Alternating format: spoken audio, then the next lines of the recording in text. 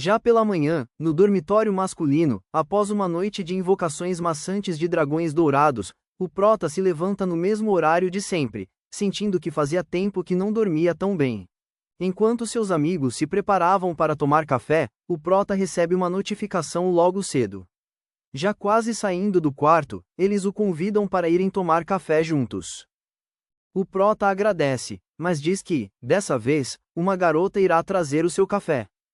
Enquanto Lin Xin se arrumava para descer com seus amigos, eles cochichavam entre si que ainda era muito cedo e que o prota já estava falando bobagens. Outro comentava que não havia como ele estar bem, já que havia sido abandonado recentemente por Liu Sheng. Também diziam que deveriam levá-lo para beber e deixá-lo chorar bastante.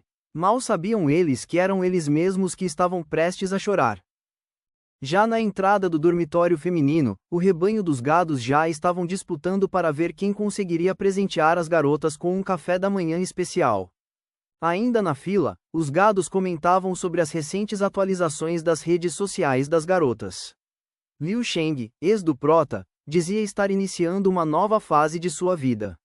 Entre eles, comentava-se que, agora que ela havia terminado com aquele ricaço pegador de velhotas, estava solteira, e que essa seria a oportunidade perfeita para conquistá-la. Já nas redes, Lu Yaxi dizia que a pessoa que ela procurava sempre estivera perto dela, mas sem nunca mencionar o nome, deixando os gados acreditando que talvez fosse um deles. Enquanto ruminavam entre eles, foi chegando o líder da boiada, Wang Jin, perguntando para aqueles gados qual a diferença entre eles e aquele puxa-saco. Alguns se perguntavam de quem ele estava falando e outros diziam que estava se referindo ao prota, já que ele perseguiu Liu Sheng por 3 anos.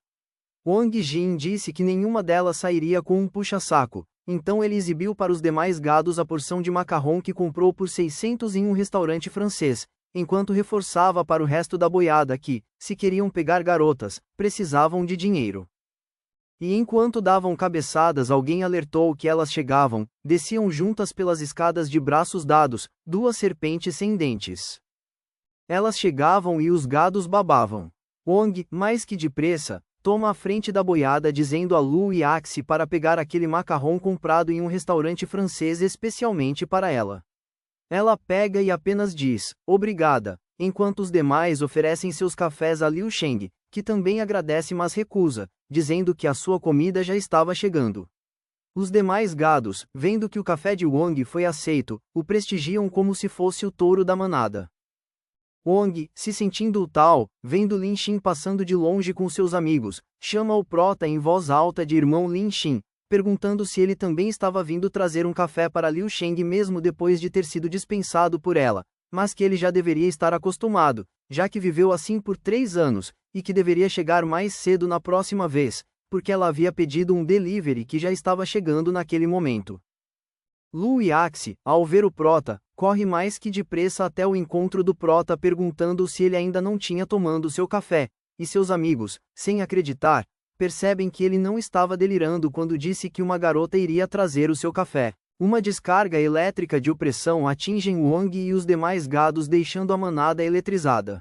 Nervosa, Liu Sheng observa de longe a audácia da jararaca da Lu Yaxi ao oferecer seu café para Lin Xin, enquanto recebe o café que comprou para o prota.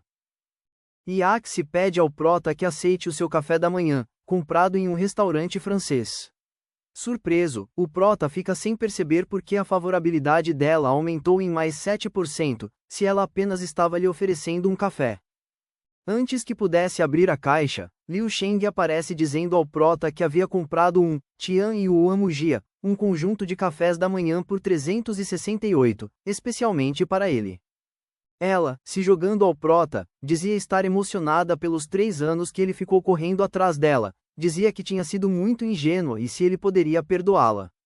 O prota, ainda ressentido por tudo que passou, pensava se ela achava se ele iria perdoá-la tão fácil assim e voltar a ser o que ele era antes, pensando que aquele Lin Xin que ela conheceu já tinha morrido e que aquele que estava ali era outro, enquanto cuspia nela com os olhos. Virando-se, apenas disse para ela se afastar dele, já que estava muito perto e seria inapropriado para os professores os verem ali.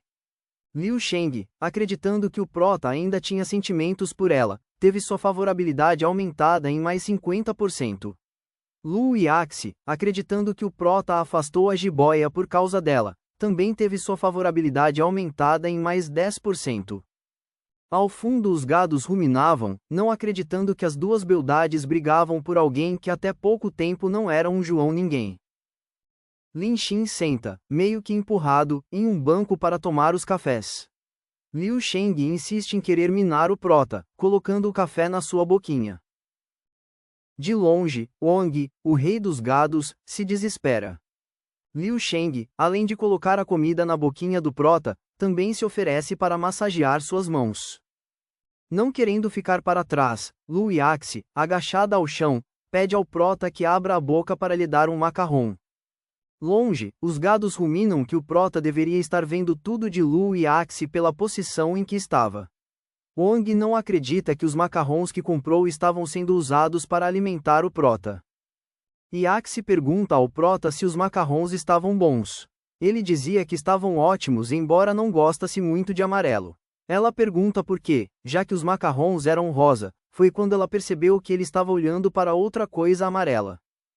Ela, fingindo estar envergonhada, dizia que não estava falando daquilo, enquanto Liu Sheng dizia a Yaxi para não encostar no Prota, porque ele estava tomando seu café.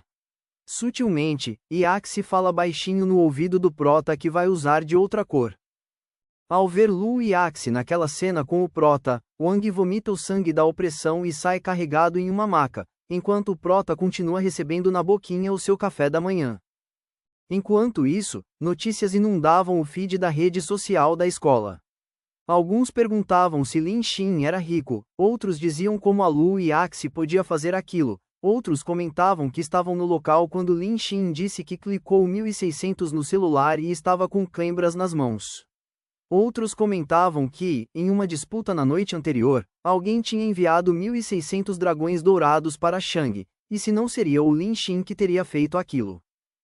De repente, Lin Xin foi avisado pelos seus amigos que era notícia no feed da escola e que o departamento de jornalismo estava lá para entrevistá-lo. O Prota, mais que depressa, saiu dali feito uma pulga. Enquanto Lu Yaxi jogava na cara de Liu Sheng que o Lin Xin era discreto e não gostava de se exibir, e que foi culpa dela ele ir embora naquela hora, Liu Sheng disse que a culpa era de Lu Yaxi por ter feito Wang vomitar sangue. Por detrás de uma mureta, o Prota observava a poeira abaixar. Nesse momento, ele recebeu uma mensagem no celular. Era Tchá dizendo que estaria na cidade às 7:30 da noite e perguntando se o Prota poderia recebê-la. Feliz, o Prota pensa consigo mesmo que estava ansioso para conhecer sua mais nova ferramenta de ganhar dinheiro.